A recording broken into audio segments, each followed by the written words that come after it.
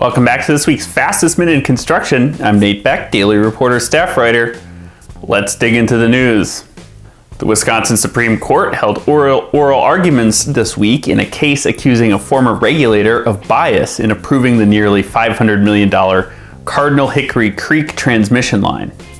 Construction is underway on the 102-mile power line, which would run from Dane County to Dubuque, Iowa.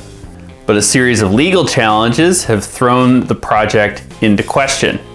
A federal judge earlier this year blocked the line from crossing a wildlife refuge that makes up the border between the two states. The Supreme Court on Monday considered whether the former Wisconsin Public Service Commission member Mike Huebsch should have to testify under a subpoena that also would have forced him to turn over his cell phone.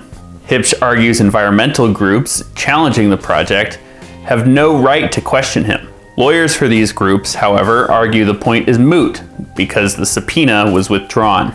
The Supreme Court is expected to release its decision in the case by the end of June. A bill introduced last week in the state legislature would overhaul a state incentive program designed to give a bidding edge to businesses owned by disabled veterans.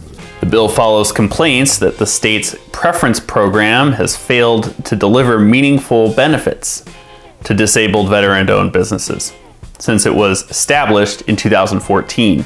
The program sets a goal of awarding 1% of state construction contracts to such companies, but the state has never met that goal. The bill would expand the program to include all veteran-owned businesses, but with time running out in the legislative session, the proposal isn't likely to go anywhere.